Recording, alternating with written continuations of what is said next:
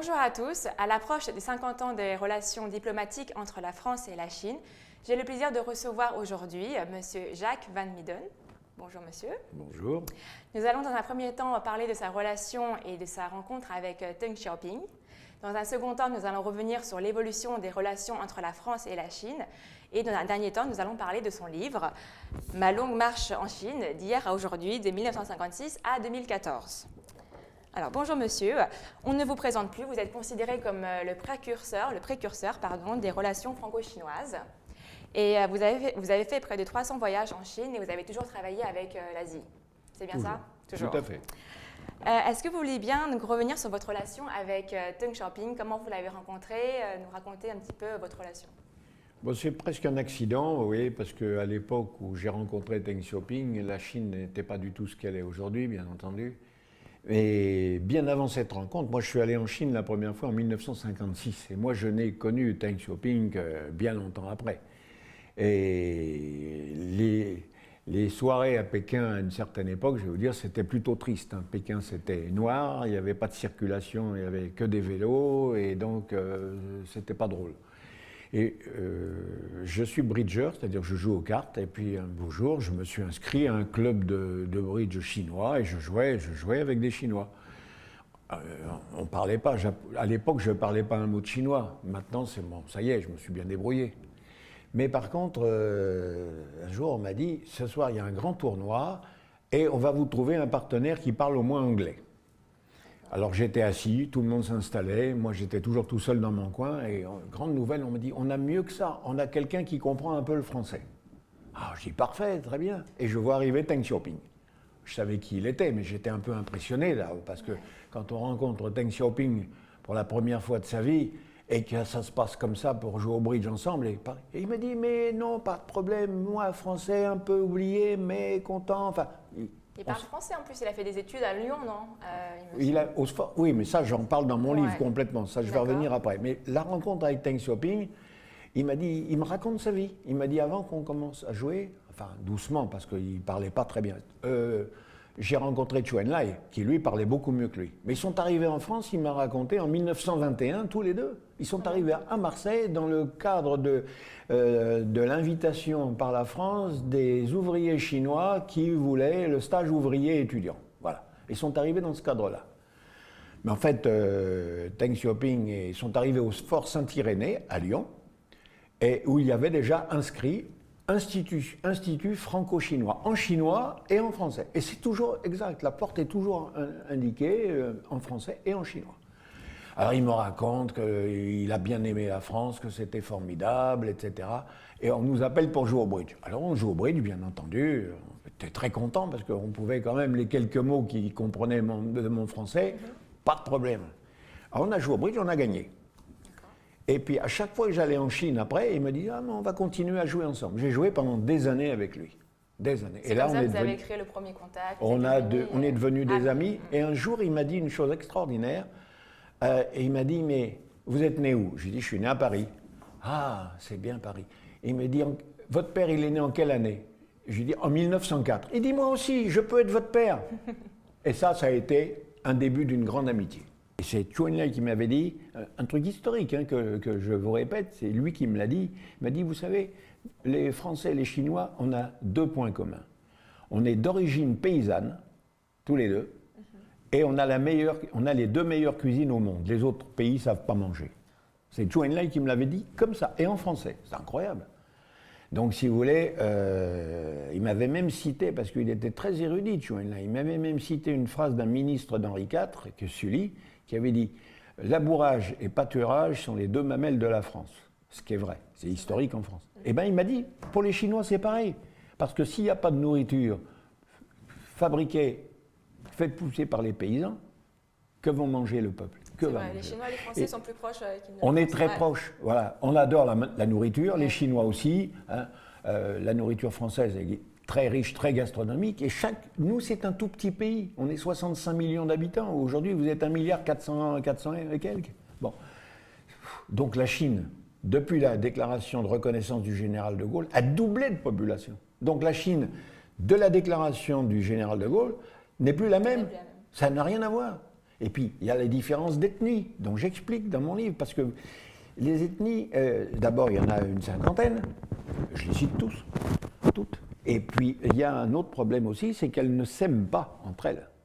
C'est vrai, il y a beaucoup de conflits. Il y a beaucoup de conflits entre les ethnies, et à chaque fois quand on m'appelle, et Kong Xuan, le dernier ambassadeur en France, m'avait nommé, il m'a dit, vous êtes notre meilleur médiateur. C'est pour ça que maintenant on m'appelle le médiateur. Voilà. C'est Kong Xuan qui m'a appelé ça. C'était pas une blague, il m'a dit à chaque fois qu'il y a un problème, le Tibet, les Ouïghours du Xinjiang, tout ça, on m'appelle pour que je vienne expliquer ce qui se passe dans chacun des pays. Donc c'est pour ça que j'ai été assez connu, c'est que je dis, il n'y a rien, faut pas s'énerver, il faut essayer de comprendre. Avant de critiquer ou l'un ou l'autre, il faut essayer pourquoi. Il faut prendre le temps. Et c'est un peu ce que j'ai fait. Voilà. Et ce que je continue à faire. D'accord. Et quant à l'avenir de ces relations, on reste quand même optimiste. Il y a beaucoup de perspectives, d'opportunités à saisir. De plus en plus. Voilà, de plus en plus de perspectives, de plus en plus d'opportunités. Et depuis, malheureusement, plus d'une dizaine d'années, je répète, je l'ai encore dit ce matin au Sénat, tant à M. Jean-Pierre Raffarin, qui est un ami, à Jean Besson, qui est le président de l'association interparlementaire France-Chine. Oui. Et il m'a dit, vous avez raison, il faut forcer les PME françaises et chinoises à coopérer ensemble. Parce que les grandes sociétés, elles ont besoin de personne. Ni les chinoises, ni les françaises, elles se connaissent, tout va bien, c'est le CAC 40, c'est bon, ça marche. Mais la majorité des entreprises françaises et chinoises, c'est les PME. Et les PMI, les petites et moyennes entreprises, petites et moyennes industries. Ceux-là, ils ne se connaissent pas du tout. C'est ça le problème. Et ça, c'est mon travail, j'en ai parlé à chaque fois, même avant le départ du président Hollande, je lui ai répété, et à tous, je dis, mon message, c'est de convaincre les PME des deux pays à se rencontrer, à se connaître. Oui, mais on ne parle pas le chinois, et l'autre ne parle pas le français. Mais il y a des interprètes, il y a des élèves qui, dans des grandes universités françaises et chinoises, maintenant il y a de plus en plus de Français qui apprennent le chinois et de plus en plus de Chinois qui apprennent le français. Voilà. Donc, si vous voulez, très grand avenir. Et surtout, pourquoi j'ai fait ce livre? À la demande des gouvernements chinois, pour faire comprendre aux jeunes chinois et aux jeunes français que l'avenir, il est à eux. D'accord, mais c'est pas évident de se retrouver avec Deng Xiaoping. C'est incroyable. Incroyable. C'est exceptionnel. C'est incroyable. Et c'est une personnalité assez accessible au final. Vous n'avez pas vraiment. Il est assez ouvert, il parle facilement. Oui, avec nous, on était tranquille. On a joué des dizaines de fois ensemble. J'ai même joué chez lui. Je connaissais sa femme, sa famille, Poufan, tout le monde. Sa fille, Dang Nan, je connais tout le monde. C'est un amoureux de la France. Ah oui. Oui. Et est-ce que vous pensez que justement cet amour de la France qu'il a pu peut-être influencer, on va dire, les rapports entre la France et la Chine? Je pense. Ça a été, dans beaucoup de choses, on l'appelle d'ailleurs le grand architecte, comme vous le savez. Ouais. Il n'a jamais été président, c'était, disons, l'homme qui tirait les ficelles. Voilà, donc c'est le grand architecte de la Chine. Il avait été nommé par Mao Zedong, que j'ai rencontré, aussi. Bien sûr, 2 fois. J'ai eu 2 dîners officiels avec Deng Xiaoping. Zhou Enlai, je l'ai vu beaucoup plus, mais en privé, en aparté, surtout pour la visite du président américain, Nixon. J'explique tout ça dans mon livre. Très très détaillé alors. Ah oui, avec Kissinger qui était venu en priorité, on a discuté ensemble, on a mangé ensemble, donc j'ai connu beaucoup de choses. La Chine, cette mentalité, est-ce qu'elle est en train d'évoluer? Vous pensez qu'on va finir avec cette peur? Est-ce que ça va prendre du temps? Ça prend toujours du temps, parce que vous savez, les Chinois, pour nous, nous sommes les Français, nous sommes les détenteurs de la vérité. On m'avait dit ça depuis des années. Vous êtes les maîtres, les détenteurs de la vérité, vous avez la meilleure technologie au monde. Malheureusement, vous ne savez pas la vendre. Ça, je n'ai jamais oublié. Et c'est vrai, ils ont raison, on ne sait pas la vendre. Moi, quand je voulais emmener des délégations d'entreprises françaises, ils me disaient, la première chose, ils me disaient, qu'est-ce qu'il faut comme vaccin et qu'est-ce qu'on mange? Les Français, j'aurais dit, vous savez, et c'est Zhou Enlai qui m'avait dit, un truc historique que je vous répète, c'est lui qui me l'a dit, il m'a dit, vous savez, les Français et les Chinois, on a 2 points communs. On est d'origine paysanne, tous les deux, et on a les 2 meilleures cuisines au monde. Les autres pays ne savent pas manger. C'est Zhou Enlai qui me l'avait dit comme ça, et en français. C'est incroyable. Donc, si vous voulez, il m'avait même cité, parce qu'il était très érudit, Zhou Enlai, il m'avait même cité une phrase d'un ministre d'Henri IV, que Sully, qui avait dit « Labourage et pâturage sont les 2 mamelles de la France ».